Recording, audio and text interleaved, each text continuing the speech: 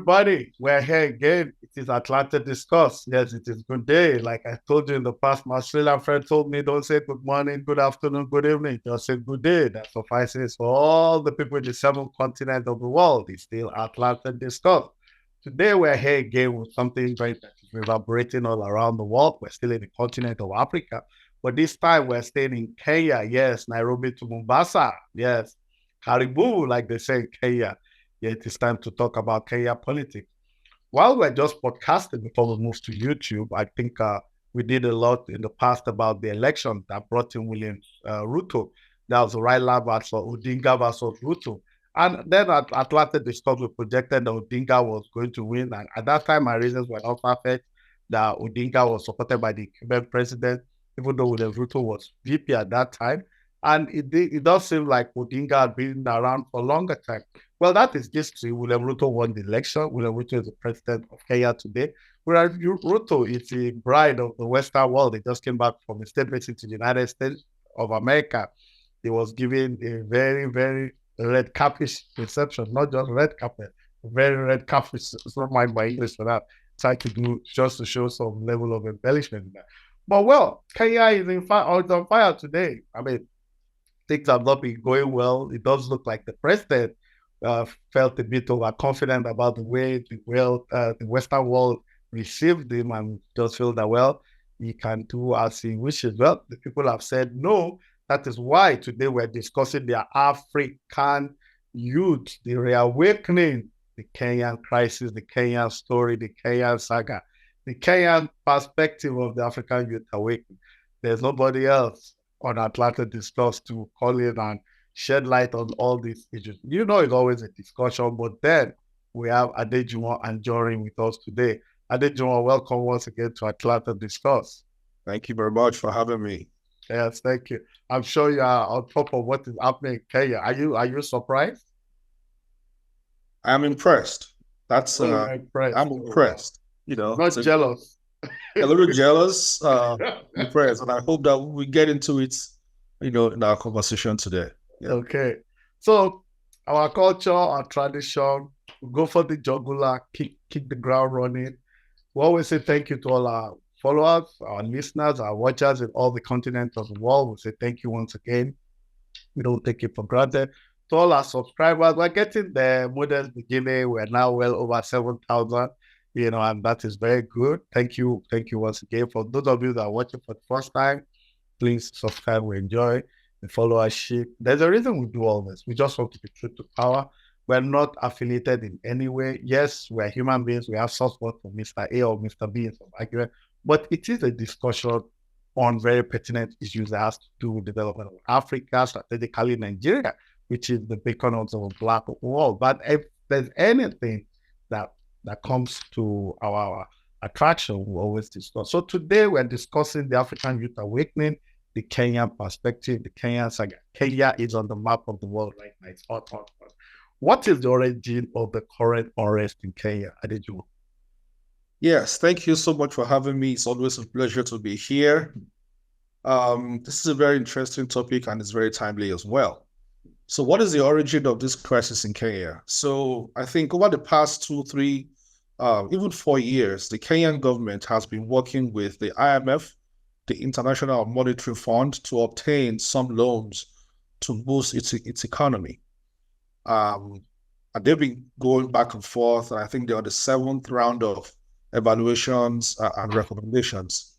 Part of the conditions that the IMF gave to the Kenyan government was that the Kenyan government needed to demonstrate its debt sustainability. And how were they supposed to do that? They were supposed to increase their internally generated revenue. So if you're able to increase your internally generated revenue, the IMF will grant those loans that Kenya was asking for. And so this is why around April, you know, the parliament introduced this bill for the finance bill.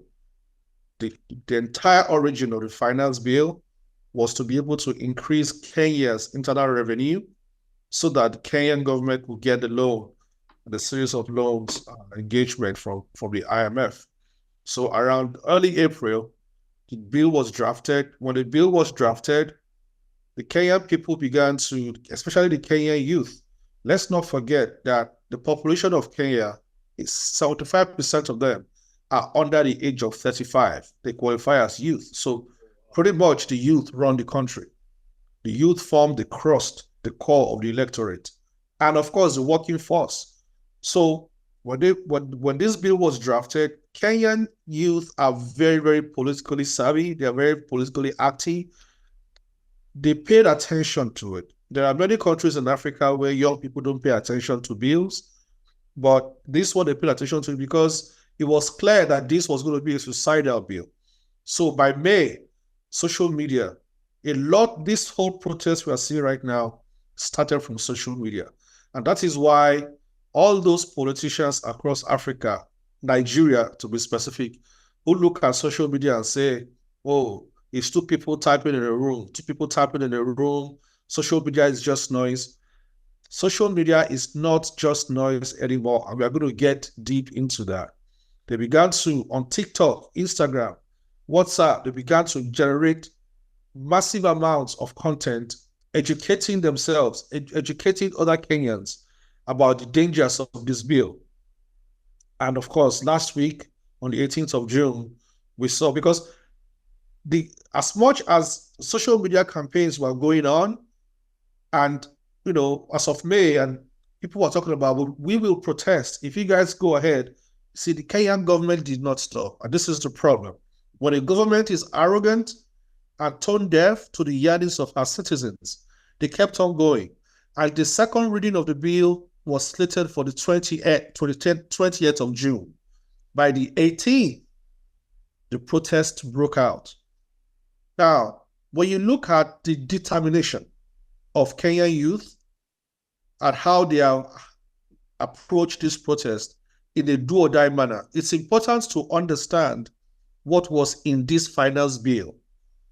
It was important to understand. So I just wrote down just a few of the excise duty increases, the levies, and the tax increases that the Kenya government proposed to be able to raise the funds that they were talking about. Number one, they proposed a 16% VAT on bread. Wow. They proposed a 25% excise duty on vegetable oil. Wow. At the time this was proposed, the Association of Manufacturers in Kenya said if that excise duty goes into implementation, the retail cost of vegetable oil will spike by over 80% because of all the distribution chain. The cost will just reflect across. There was 60% VAT on the transportation of sugarcane, which is part of the resources that Kenya generates. The financial services and foreign exchange, diaspora remittances, the taxes was increased from 15% to 40%. Oh, wow. In a country dealing with high rates of youth unemployment, in a country that a lot of youth are run abroad and lots of families are being supported by their family members who are working abroad, you're trying to raise the VAT from 15% to 40%. And it goes, there's a very ridiculous one that I saw. There's a duty, a levy on car ownership. Every year you have to pay a 2.5% annual levy of the value of your car, and with a minimum of 5,000 Kenyan shillings, which is about 60,000 naira in Nigeria. Every year, once you own the car, you have to pay that. And it goes on and on. A 60% VAT, listen to this, on imported eggs, onions, and potatoes. So, excess duty on alcoholic beverages. And that's not all. But you see that the way the Kenyan government went about trying to raise funds in order to meet the IMF's conditions, they went for the throat of their citizens, of the most vulnerable members of the populace. And this was going to be, of course, removed from your paycheck. So Kenyan youth knew that, listen, it's already tough in this country. If this finance bill goes into law, becomes law, it was going to be very, very bad economically, they would barely survive. And this is why they began to shout.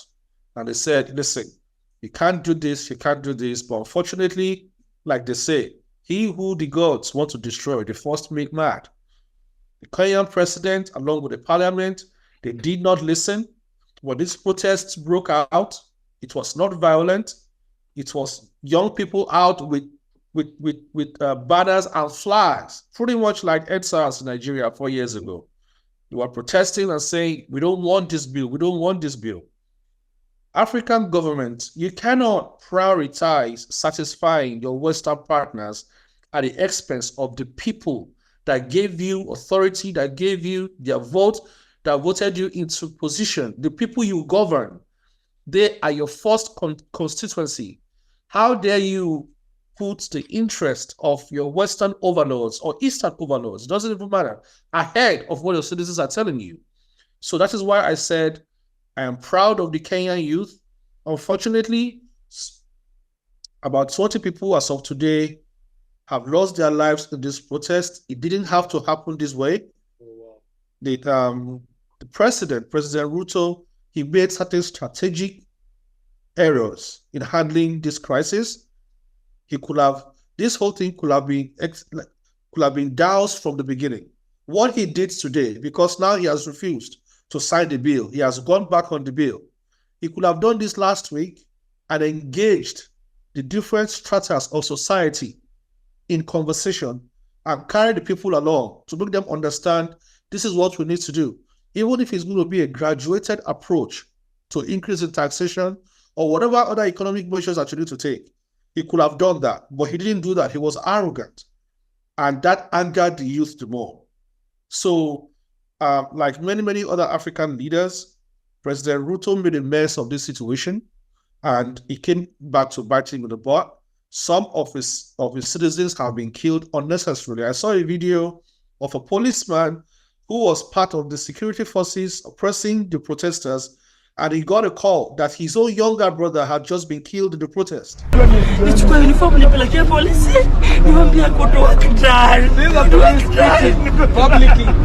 because of nonsense, your bullets.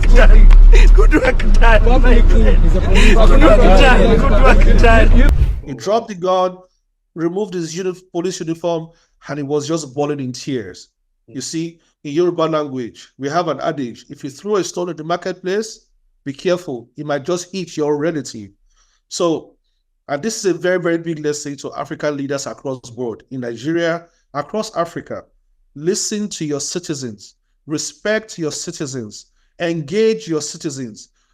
Africans as citizens, we are no longer subjects of kingdoms. We deserve to be heard, we deserve respect, and we deserve to be carried along and engaged in any decision that you make that directly impacts our lives. So before I go to other details regarding the crisis in Kenya, I mean, what led to it, you've said a lot already, but we're still going to trash it. Like I said in the discussion, I want to ask you this: is the IMF misleading African countries?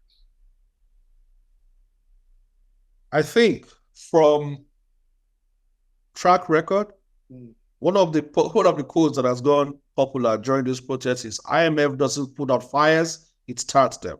That's trending right now on social media. Yeah, I think I've read that much too. Yes.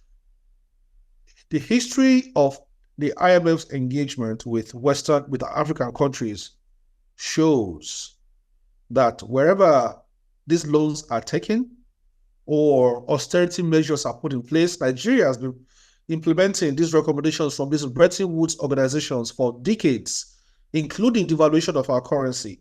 Till today, Nigeria's economy continues to go down in the drains. As against the South American countries that decided a few years ago to turn around and reduce their dependence on the IMF and sister organizations powered by Western economies. And they have seen significant improvement in their economies in that continent. So for me, I do not believe that IMF and other sister organizations that direct the affairs or influence African leadership, their policies do not favor Africans. It doesn't favor our countries because African countries, economically, we are not doing well. We keep going down. Militarily, security-wise, if we leave IMF, you look at the different, France was in Burkina Faso and Niger in the Sahel for years, pretending to fight terrorism. It's only now that Burkina Faso has kicked out France that the fight against terrorism is actually moving forward. It looks like before now, they were just there to safeguard their interests and their access to resources, and they were not really fighting terrorism. It seems that some of these Western institutions and governments benefit directly from the chaos that goes on in Africa, from the poverty that goes on in Africa. This is a sentiment that pervades African youth today, and it is something that I believe that both African governments and Western powers need to pay attention to. Yeah, but most of these loans, right? When they were borrowed, have been issued. You know, the African countries today, was there justifications for the loans? Because if I borrow money from you, for example, and I collateralize it, and I put pen on paper and sign, you know, the conditions, you know, with the collateral, and I'm not able to meet up my obligation, then I refinance, ask for more money. And I mean, clearly, if my income cannot collateralize me for more loans, I mean, when I say collateral, I don't have more money to pay back when I'm already owing, you know. So logically, as the man giving me the money, you want to be sure I can pay. You know, at that time, you don't really care, people, citizens. The duty of protecting citizens should be bestowed on the leader of those African countries. So I think while IMF might be maybe predatorish in nature, they do need their money back. And it is also clear from historical perspective that most of this money that have been borrowed are not used for the right purposes. You understand? There's so many examples from Lagos, Nigeria to Mobutu in Zaire, Central African Republic. As a matter of fact, in Nigeria, there was a state in the Second Republic. That reminds me, I'm not sure whether it was Imo or Anambra, so I can't be, but it's one of the two. Then the incumbent government, this was between 79 and 84, before Buhari came in as military president, took a loan. Also, I can't remember the amount, but it's documented, the fact that the government took a loan for a carpet factory and a rock factory, two separate loans, you know. Now, I don't know what's different between a carpet and a rock, where you can't produce in the same place, but they cleared the site and took some crazy amount of money. And it was crazy as of that time. You know, I have the figure in my head, but I just don't want to call it wrong thing. Now, they took the loan. Now, I can tell you till today, as we speak today, if it was Imo, that means that Abia and Imo are still paying back that loan. And I think if it was Anambra, that means Anambra and Enugu are paying back. So World Bank loan or IMF, one of the two. So I can't say whether it was Uwobodo or Samimba Kwe, but it's there. I read it in a World Bank report vis-a-vis Nigeria, something like that, about loans and so my point really is that a lot of these loans were taken and they were not properly used. More so, the Western countries are also protecting their interests. If somebody gives you, say, World Bank loan, IMF loan of $1 million, agricultural loan, for example, what they will do is they will give you cash worth $250,000, which is a quarter of that money. They give you a service, it's a consultant that come and teach you how to manage the money. You know, human being, that's $250,000, that's another quarter, making 50. They now give you equipment, agricultural equipment, you know, for maybe another 250, which is 750, another quarter. Now, they now give you serviceable parts for those equipment for another $250,000. So technically speaking, 75% of that money is still going back to the Western world. Then the 250, which is a quarter, based on my example of 1 million, the 250, the quarter that comes in liquid cash, is not even used for the right purposes. People they just share it. We know. So can we continue blaming IMF? You understand? Yes, we can. Yes, we can't blame them alone. Mm-hmm. We need to take responsibility for our actions and inactions. We need to take responsibility for the especially in Africa, of corruption and, you know, ineffective use of public funds. I think as of date, the current administration in Nigeria has borrowed almost all of what the Buhari government borrowed. So African governments keep borrowing and defaulting.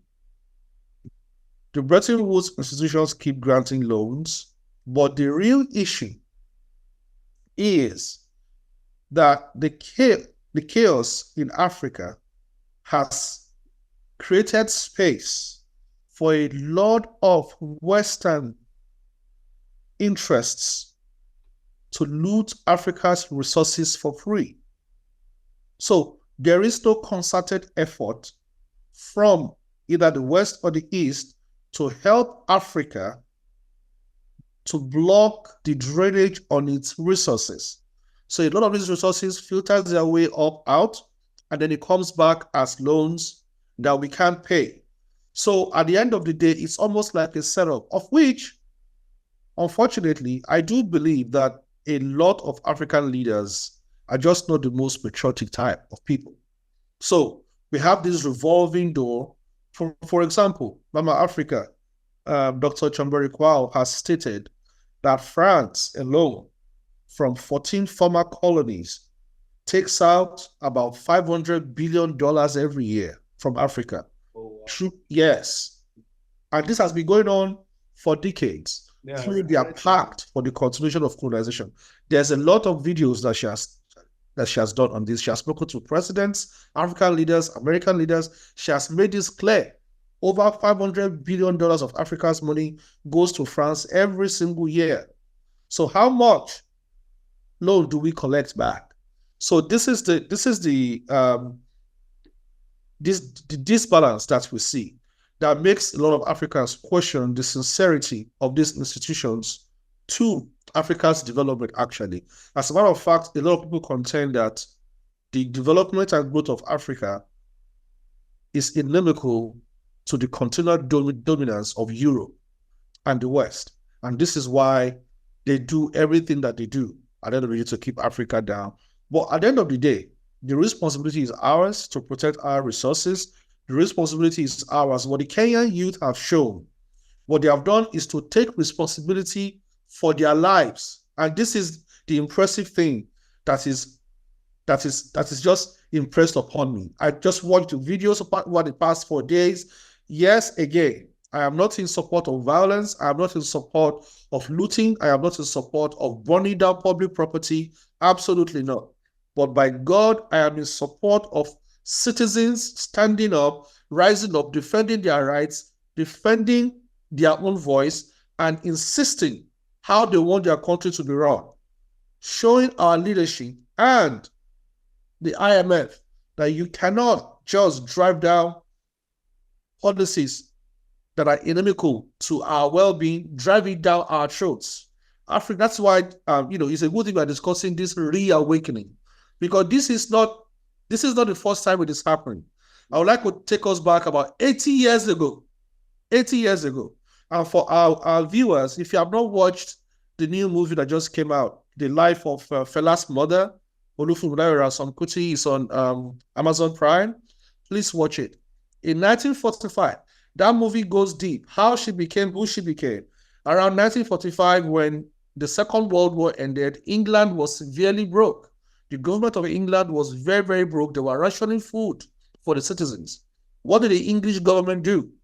They directed all colonial administrators to impose extra taxes on the colonies so that those taxes will be transferred to England to boost England's economy post-war. And this is why, and who are the biggest colonies of England? It was India and Nigeria. So England was broke, Europe went crazy with Hitler and all of that. They had a crazy, crazy war that killed about 75 million people and decimated their infrastructure and economy. Then they turned to us, Africans and Indians and all of these colonies, and said, okay, tax them to death so that we can live. And so the Alake of Edba raised the taxes on the market women in Abeokuta so high that they could barely feed their families. And that is why Olufunmilayo Ransome-Kuti and some other women in Edba land rose up and said, don't kill us. They refused to pay the tax. They invaded the Alaki's palace, drove him out of the town. All of these details are in the movie, and I encourage everybody to watch it. But the lesson is, this is not the first time it is happening. It's a template that has been in place for years now. It is neo-colonialism. It is sucking the blood of Africa for the benefits of non-Africans, and it has to stop. And just like Olufumulayo Ruto about 80 years ago to say no, the Kenyan youth today are rising up to say no. And all African youth, all youth across Africa, where any government imposes irresponsible hardship on the people, for goodness sakes, how can you put 60% tax on eggs, onions, potatoes, bread, vegetable oil, 15%, 40% tax on money that you get from your relatives abroad, 2.5% every year? Like, what is this? What is this mean-spirited, evil, inconsiderate, and wicked taxation? This is not sustainable. And it takes me to Nigeria, because since our new president came in, these numbers that I'm reading here, they are nothing compared with the inflationary measures, the rate of inflation in Nigeria, the price of food, the price of fuel, the price of gas in Nigeria. We're not talking about 50% increase. Some of them have gone 100%. Some have gone more than 100%. The hardship in Nigeria right now is way beyond anything the Kenyans will have experienced with this finance bill that they just rejected. I'm seeing people are shouting. Idris Abdulkarim just released Emiloko, OTD, Ebiloko. Everybody is shouting they are hungry in Nigeria. People are shouting they are hungry in Nigeria. People can't eat. People can't feed. Families are starving. Women are falling out on the street without food. This is not right. When African leaders, when you want to enact your policies, please think about the most vulnerable in your society first. Think about the most vulnerable. I know government is not beans. It's not easy. I'm not even going to pretend like it is. It's not. I'm a manager of people. I'm a manager of a small unit in the corporate sector, and I know how hard it is, let alone the country. But please, enact your policies with a human face. Treat Africans with a modicum of respect and dignity. Have mercy on the poor. Nigeria is the poverty capital of the world. Almost 90 million Nigerians are living in multi-dimensional poverty as we speak. You can't just raise taxes anyhow. You can't enact policies that spike prices to the point that the minimum wage, you're talking about 30,000 naira, can't do anything for the average Nigerian family. So this is going on. If I was a Nigerian president, if I was a Nigerian governor, if I was a Nigerian senator, House of Rep, I would be worried right now. Because when this whole thing went crazy two days ago, the Ugandan president tried to shut down internet access in Uganda because of what was going on in Kenya. Because it's very, very easy for it to spill over. And I saw a flyer today where Ghanaian youth are calling for their own version of the protests. So African leaders, we have to have a rethink. President William Ruto, and the Ghanaian parliament, why did you not start? If you're asking your citizens to sacrifice, which is the exact same thing that's happening in Nigeria, you say Nigeria should sacrifice, tighten their belts. But Nigerian senators just bought SUVs, which cost each one costs about $150,000. You just spent about 15 billion naira to renovate a building. You're trying to buy how many private jets are you trying to buy now for the presidential fleet? Now, African citizens are not seeing their leaders tightening their belt. You want to live in tremendous luxury, but you want the citizens to be the ones to pay the price.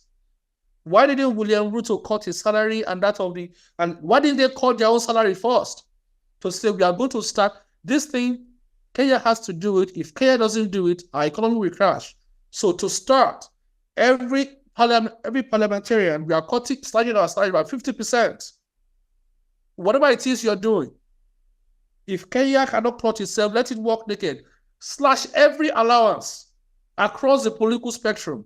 Then tell the people that you need to raise taxes. You will see, because when when the citizens see that the leaders have made heavy sacrifices, it's easier for them to agree, okay, to say this is the direction our country is going. But African leaders learn a little bit from the Captain Ibrahim Traore, who is leading from the front. He starts the austerity from himself. Learn from the story of Thomas Sankara, who never increased his salary, who lived such an austere life that the entire country of Burkina Faso rallied around him till today. He is regarded as one of the greatest African leaders ever. Not because he bought jeeps or he built mansions. He had nothing. But he led from the front in sacrifice. This is where I believe William Ruto and his team should have started. If they had done that, it would have been easier for Kenyan citizens to follow suit. Yeah, I agree with you. I think Ruto was just arrogant, and I think his trip to United States really made him be arrogant because Professor Tommy, you know very well, said something about, I think the way he put it, he said, it's very shameful that Kenya is taking Nigeria's place in the international community.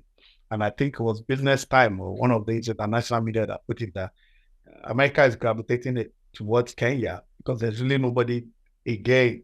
You know, Nigeria has failed to live up to expectation. Something within that, yeah, I read it, you know, and it was clear. I mean, it was in the foreign media that Ruto was just given that opportunity because there was really nobody else. Really face of yeah. The Western world too, not particularly happening in South Africa, and all that. They're doing bricks and all that, but it was just like Kenya, and they gave Kenya so much space and all clout and all that. So Ruto came back and lo and behold, felt it was that. I mean, you said it all. The voice of people is the voice of God. But you know, he has responded, and let me tell you what he said. Whereas the finance bill 2024 was presented to me for presidential assent in accordance with the provision of the Constitution on the 26th day of the month of June in the year 2024, taking into consideration the widespread expression of dissatisfaction by members of the public on the content of the Finance Bill 2024. Now, therefore, in exercise of powers conferred on me by Article 151B of the Constitution and having reservation on the content of the bill in its entirety, I decline to assent to the Finance Bill 2024. I refer the bill for reconsideration by the National Assembly with recommendation for the deletion of the clauses thereof, you know, etc., etc. Now, that National Assembly, you know, today, I mean, I think yesterday and today were I won't say attacked, but it was mocked, you know. I saw pictures of videos of senators driving away. There was a delegation from Ghana that was in the parliament building. They had to run for their life and all that. I've seen pictures of Kenyan youth eating in the kitchen of the parliament, you know, and all that. So my question really is, should we expect a spread? You know, I mean, bravery is contagious, you know, especially because most of the revolutions I've read about, I mean, I don't think I've read about all revolutions, but the ones I've read about were hunger induced. You know, I've read so much about the French Revolution, you know, when people said they were hungry and I think the king said they should eat something. I forgot, was it brunch or something like that? And, you know, the rest is history, you know. Now, already, there are flyers going about that very soon Ghana youth want to have something similar because they're going through so much.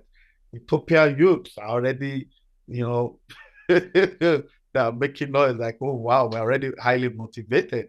Ghana said, Senegal, we know those ones, they don't waste time.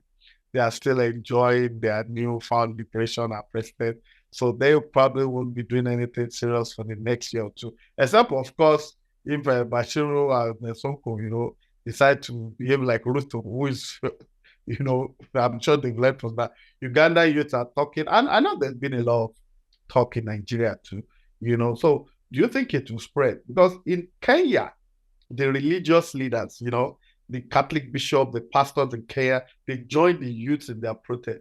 This is not a push by the youth alone.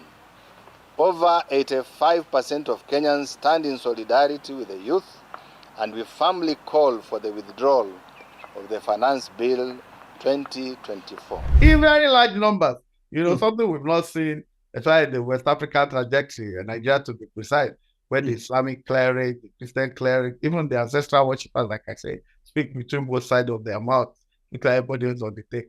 But in Kenya, the reverse is the case, they join. But do you think it can spread? Oh, 100%. I expect that it's going to spread.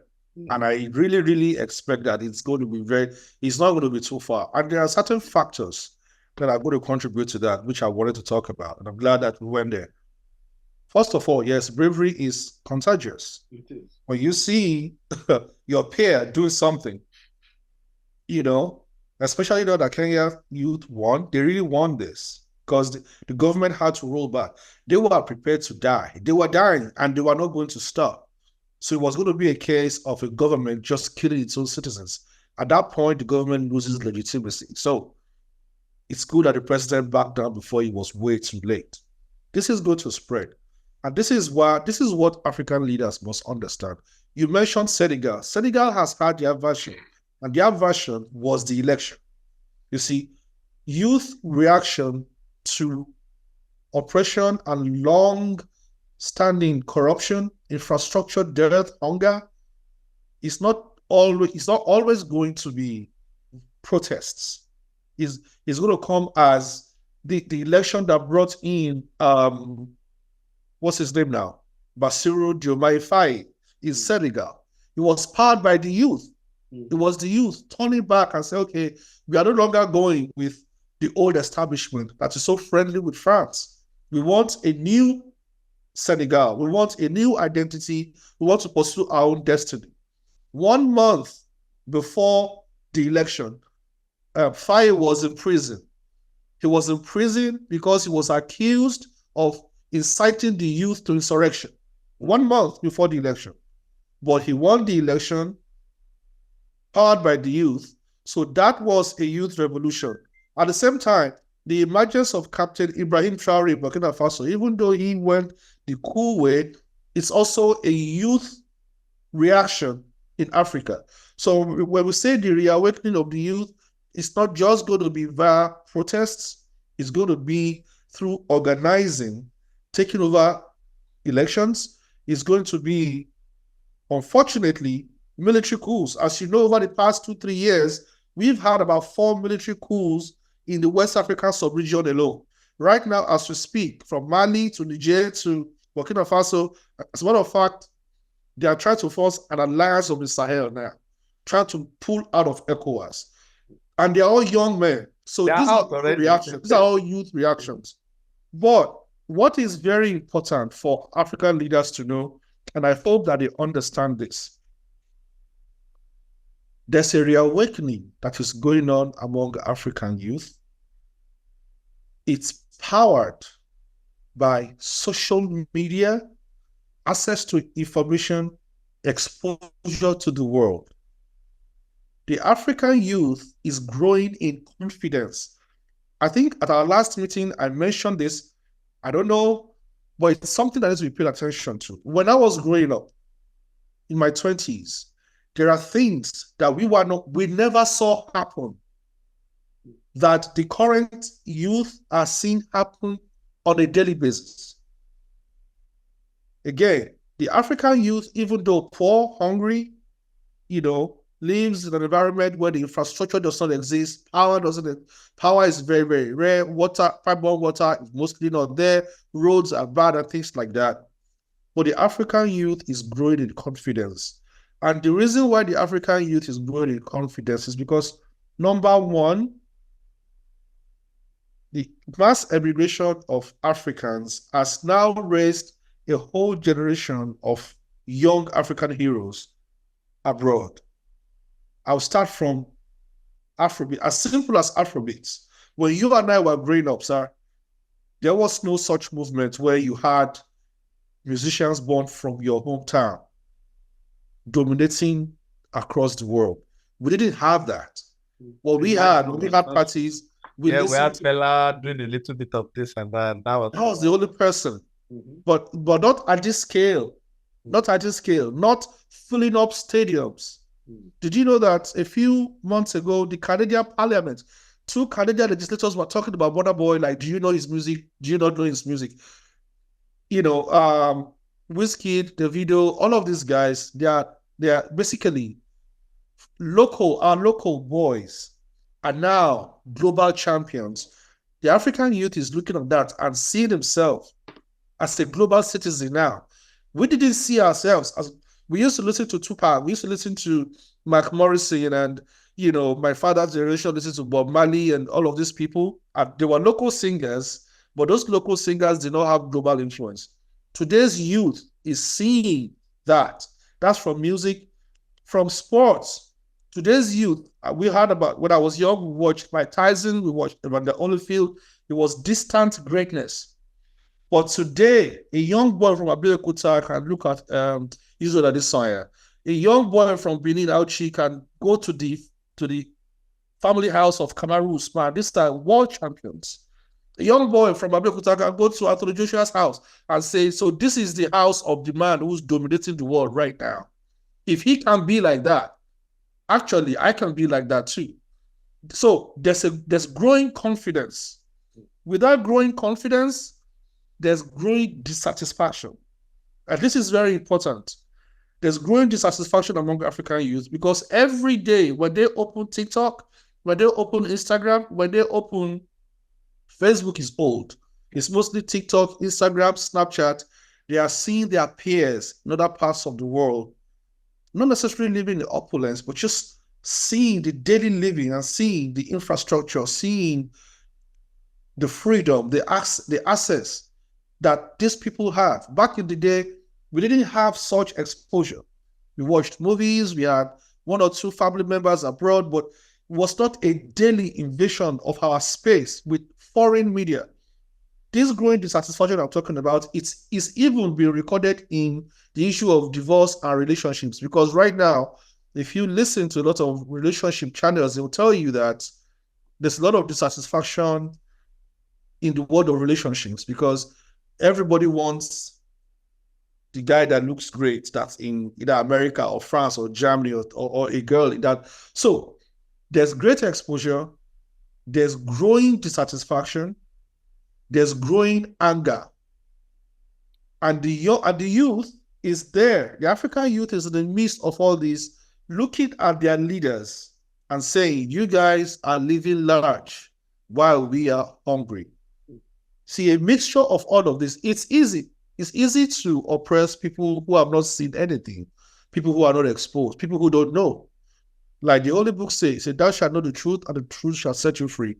It is very, very difficult to chain, to oppress, to keep in bondage a people who have seen freedom, who have seen the light. So this growing exposure and the growing dissatisfaction is brewing anger in the hearts of African youth against African leadership. So African leadership can no longer take the youth for granted. You can no longer talk down at the youth.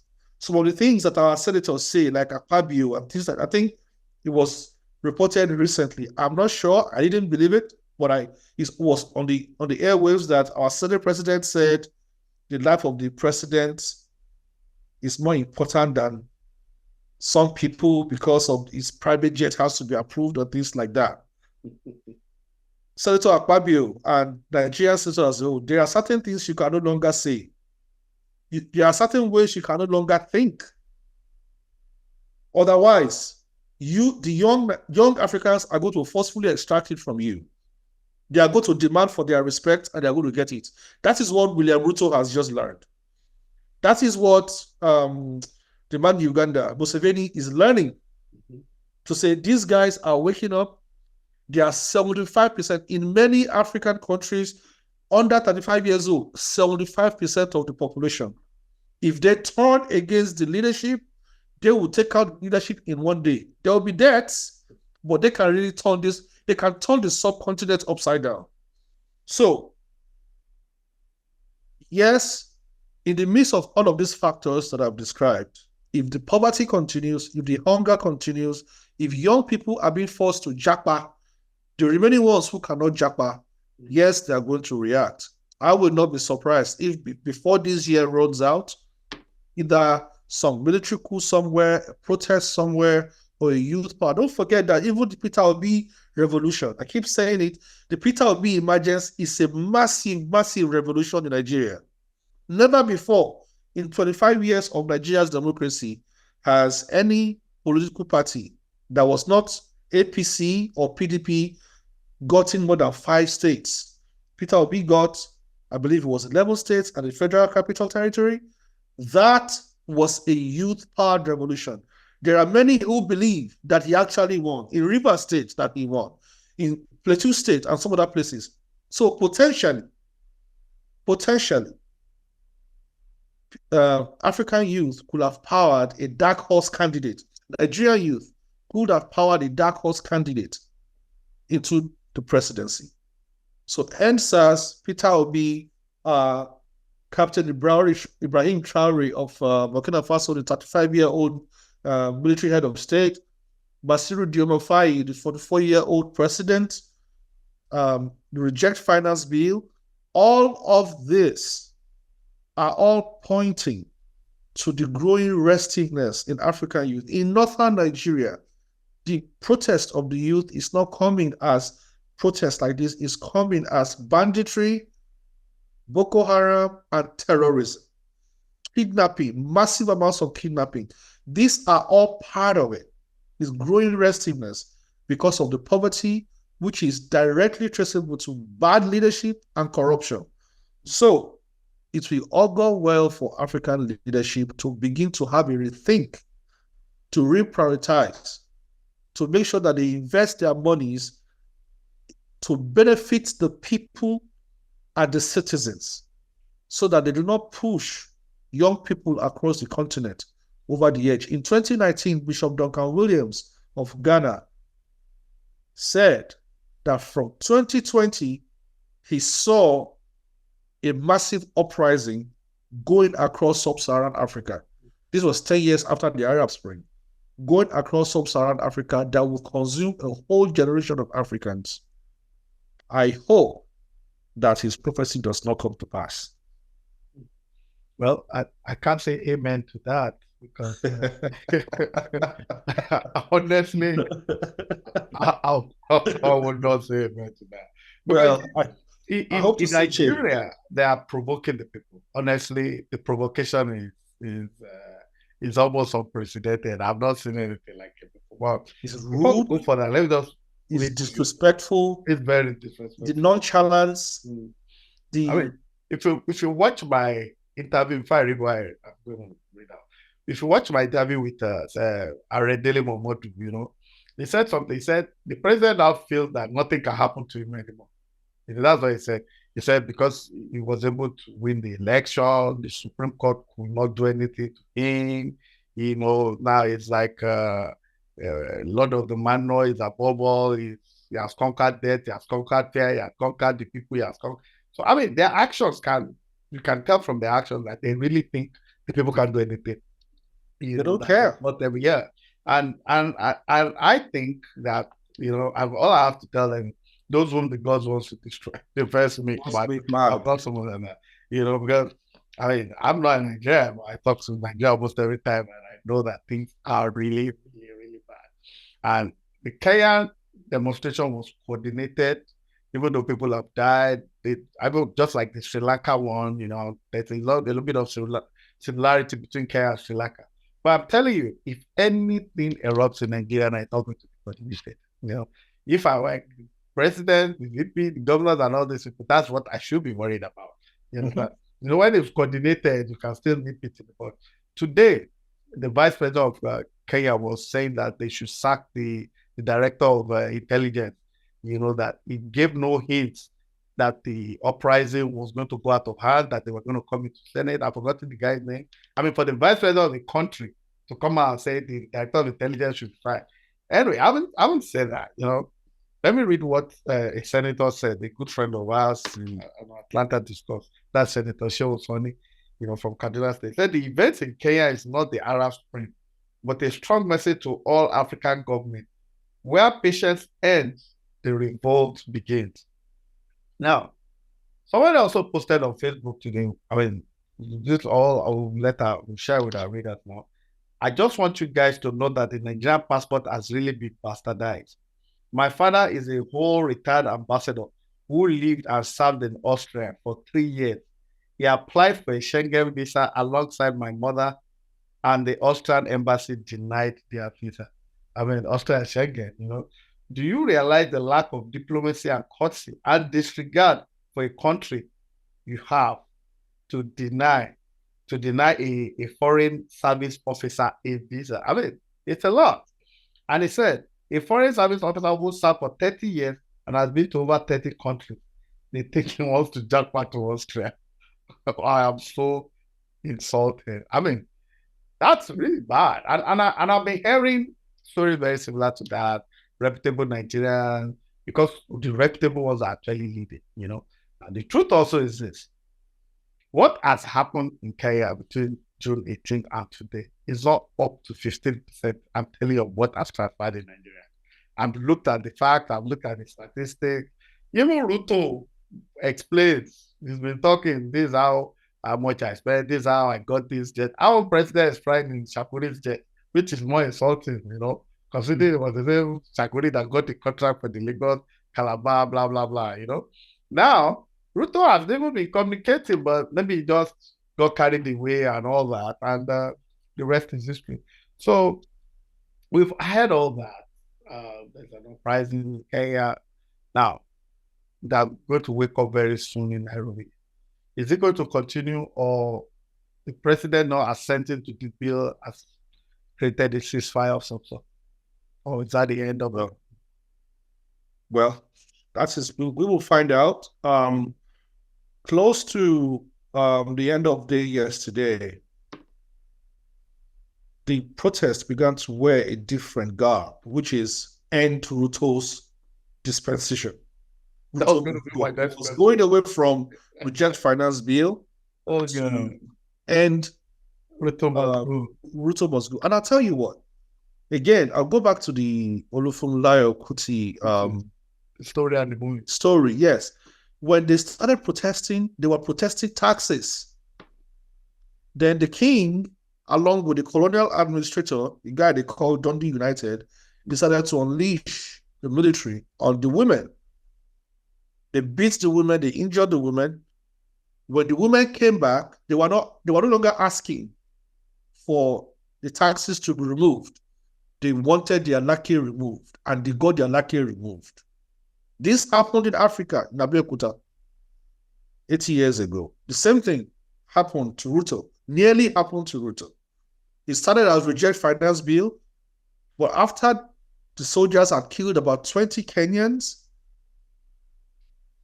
Ruto must go began to fly around, and there was the energy, the momentum, because social media is no longer a lie. If you think it's a lie, just look at how many revolutions have started from social media. You'll be deceiving yourself today if you ignore social media. This entire reject finance bill started from social media. NSAS started from social media. Peter Obi's popularity, social media. The Arab Spring, social media. So you can't ignore it. The momentum began to shift against Ruto's entire presidency. But now that he has backtracked on the finance bill, I do hope that peace will return to Kenya. I do hope that, I believe that the message has been passed, because it wasn't just the finance bill. There are many senators. Kenyans began to go to the homes and businesses of senators and burning them. Because I was following this by the hour across the country. I think they say they have 30 counties across the country. You know, Kenya is known for the Luo versus Kikuyu tribal tension. That disappeared in this protest. That did not even exist. No tribe. There was no tribe. This was a class war. You are trying to choke us to death, and we are going to react back to you. So try what are we do. People were going to the homes and businesses, hotels, shopping malls of their members of parliament, their MPs, burning them down. So they had nowhere to hide anymore. So I do hope that as of tomorrow, because Ruto was democratically elected, And if he's going to be ousted, it should be democratic. It should be a democratic thing. Absolutely. Now that he has backtracked, I do hope that Kenya take it easy on him. Yeah. I do hope that they will change their approach to governance. Whatever they need to do, set up some kind of council. It doesn't have the parliament, a council, some forum where the leader engages with the youth and the youth feel heard and they feel respected. This is very, very important. And then I hope that things will take a turn for the better. But real quick, like you mentioned earlier before, this Kenyan protest, I want to salute the clergy. During EndSARS, very, very few clergymen in Nigeria stood up for the youth. Very, very few. And Nigeria has the largest Pentecostal church in the world. Nigeria has the largest, potentially the top 3 largest church buildings in the world. Nigeria is an authority in Christianity. We have some of the most charismatic Christian leaders, but many of them did not speak up for the youth. In Kenya, we saw men of the cloth walk out on the street and told the government to backtrack before this thing went crazy. About 3 days ago, marching on the street, telling the government, listen to your citizens. We need more clergymen in Nigeria to speak against bad governance. We should give a shout out to it. There's a Father Ehusani. I don't know if he's Catholic or No, it's Ehusani. Ehusani is Catholic. Yeah, he's Catholic. Yeah, Father Ehusani has been speaking. During EndSARS, Pastor Sam Adeyemi spoke up, but we need more, both Christian and Muslim, even traditional, to speak on the side of truth and justice. The foundation of God's throne is justice and righteousness. People need to speak up. These leaders need to speak up. Also, the role of the elders and the privileged. We saw Alma Obama with all her influence, how the sister of the former US president, she was on the streets, she was tear gassed, and she was telling the Kenyan government, listen, these are our children, listen to them, consider what they are saying, engage them. Why are you tear gassing them? During EndSARS, unfortunately, and this is likely to cause some ruffles, a lot of Nigerian elders failed Nigerian youth.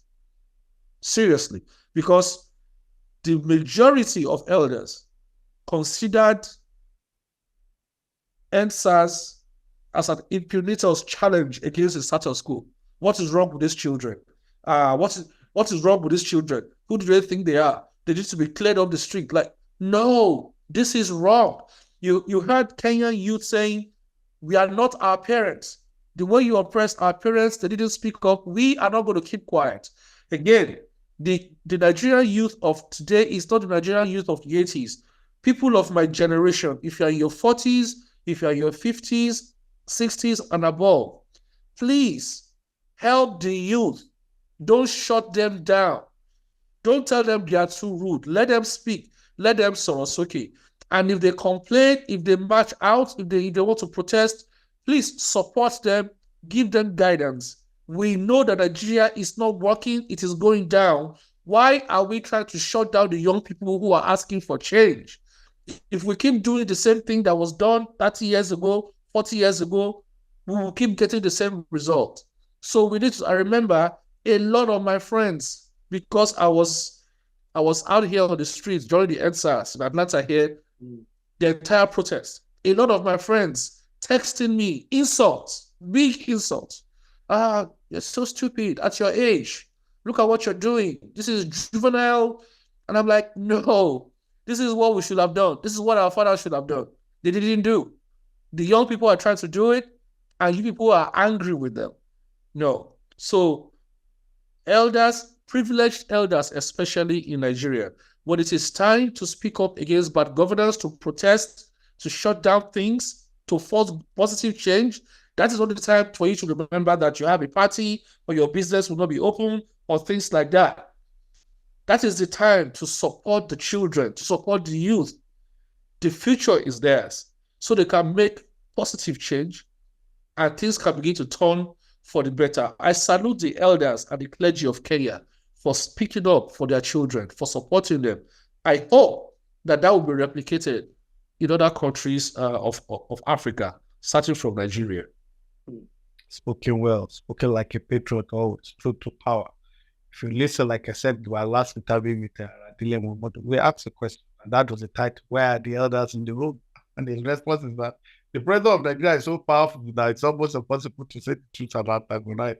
In as much as I agree that I was saying the truth, but I do think that the only way the president of Nigeria will have that much power and anybody will fear me because all those people are compromised, That's because they've been beneficiary of the federal government, beneficiary of the system, beneficiary of the fee, beneficiary of the corruption.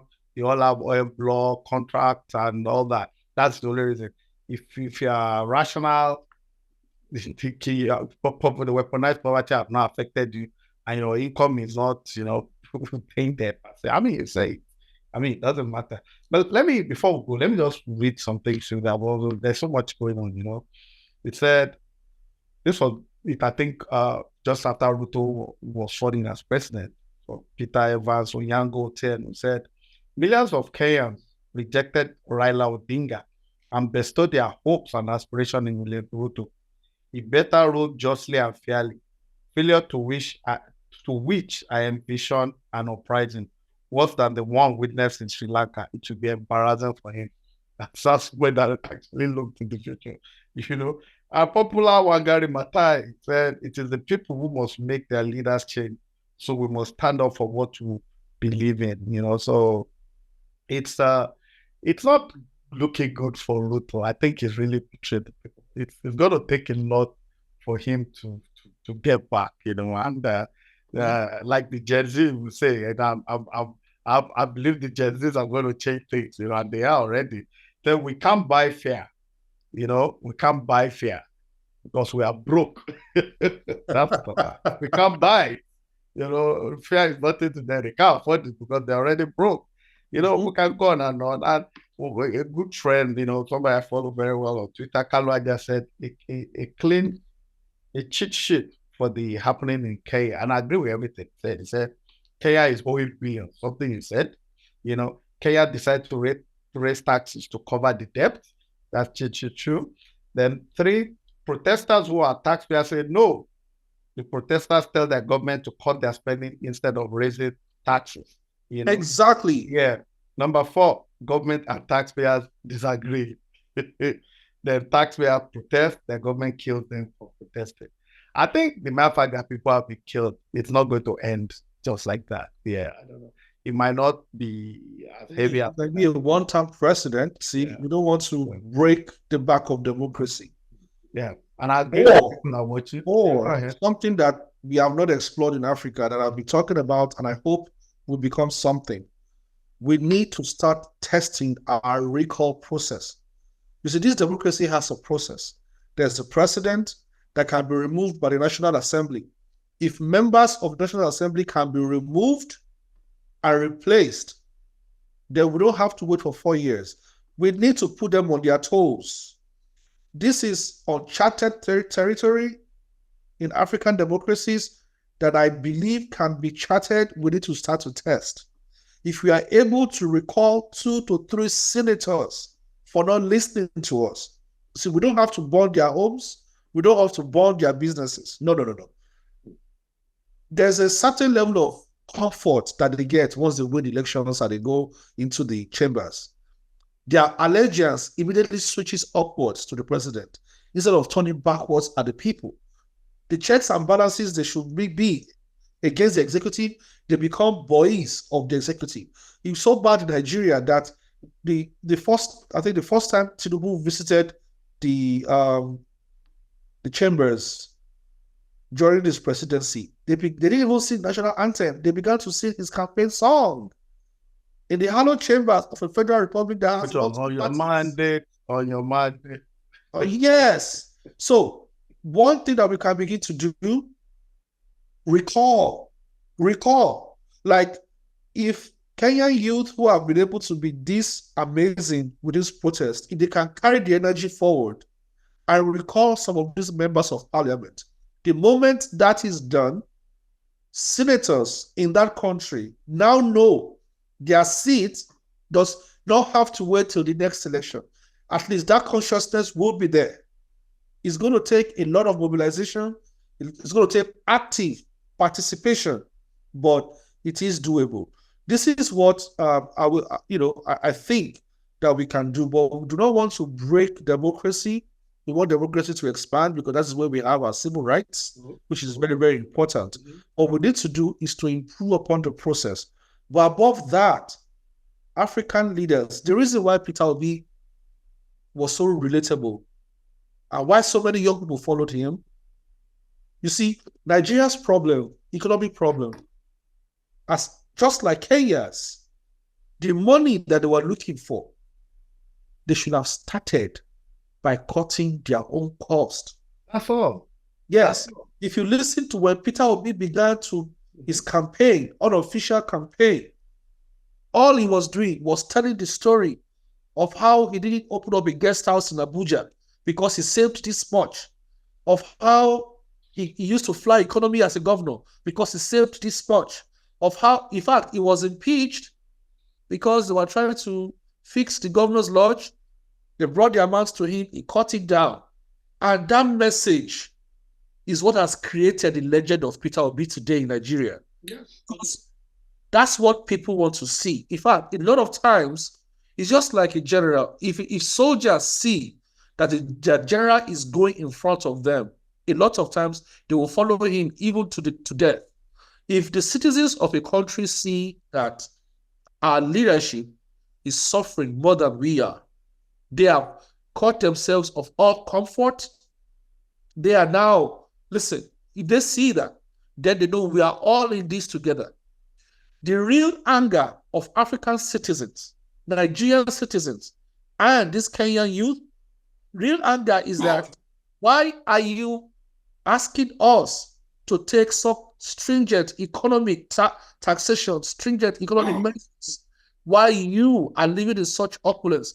Mr. Balogun, do you know that as we speak right now, according to reports that have been in the media for years, a Nigerian senator makes more than a US senator? This is insane. Matter of fact, a Nigerian senator with a combination of the salary and allowances that they get makes more than the US president. Meanwhile, what is the minimum wage in America? What is the minimum wage in Nigeria? What is the poverty rate in America? What is the poverty rate? How in the world can Nigerian legislators make anything remotely close to what their American counterparts make? No. Do you know how much Nigerian doctors make versus American doctors or professors? So why should you live like kings and ask your citizens to be the ones to pay the cost of your IMF loan? No. This is the real anger of the citizenry. African leaders. Unfortunately, we have to go where time is fast spent. You know, we always try to shoot for an hour. Maybe sometimes we do 10 minutes more than an hour, but we just have to go. The case is clear. You know, the African youth reawakening, the Kenyan crisis, we've done our best to dissect it, the origin of this problem. We've given you a cheat sheet. You know, government wants to increase its expenditure. Say I'm borrowing money. This is revenue. Money they can't justify. The one they borrow, we don't know what they do with it. I mean, as bad as the Kenyan scenario may be, the Nigerian scenario is 10 times worse, and that's just the truth of the matter. I mean, yes, I've spoken to people from Senegal even before the last election, looking for people in Cameroon. I like engaging with people across Africa, West Africa, East Africa. And the most synonymous tone, sentence, argument that why didn't you people fight for Peter Obi? Why? I've been asked that, and it's almost becoming an embarrassment, you know, that they wish they had somebody like that they could fight for. You know, I will always say, I've never met Peter Obi. I don't know Peter Obi from Adam.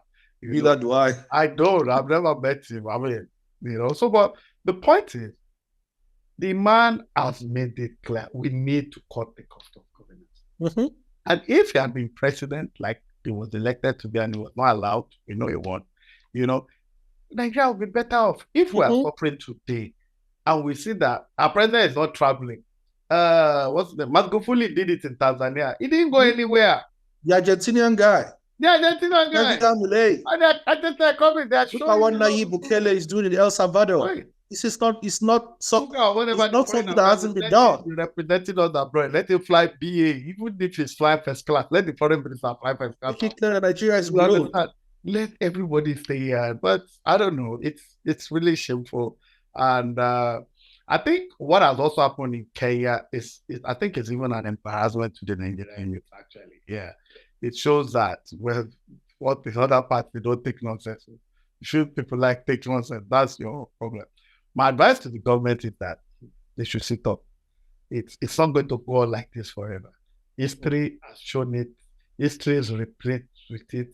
The further you push the people, it's even better. Like, you push them, we beat them, we revolt them, But the longer you push them, the deeper you push them.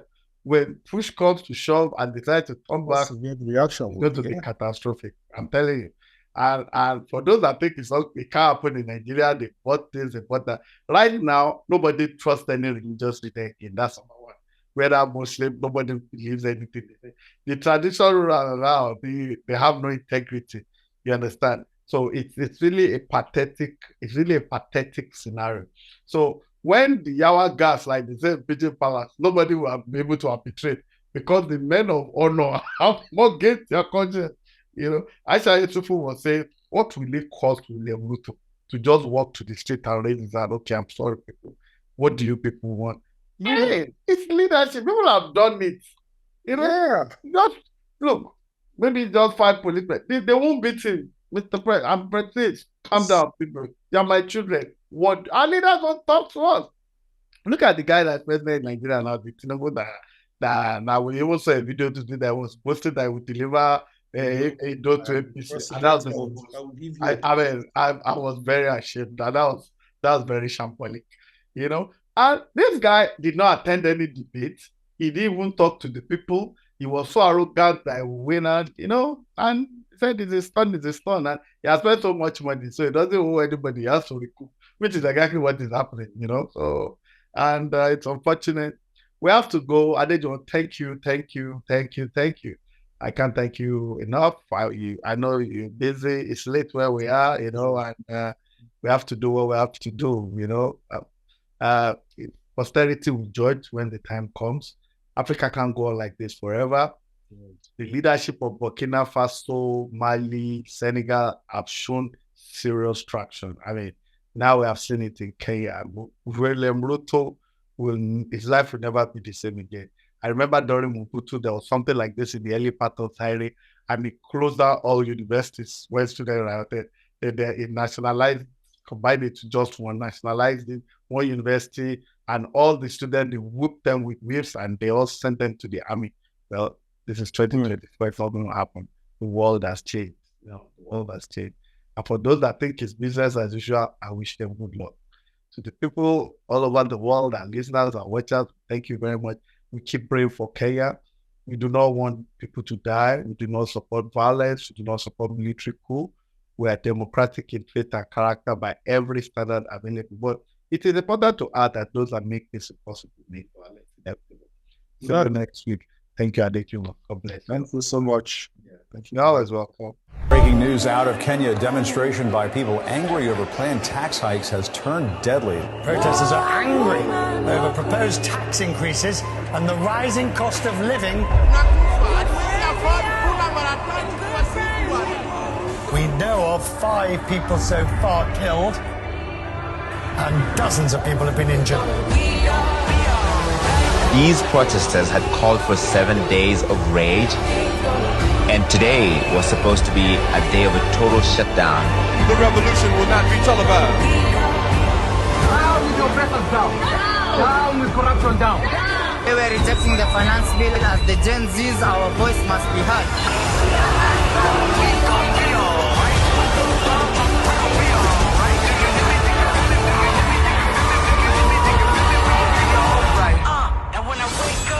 The revolution will be live.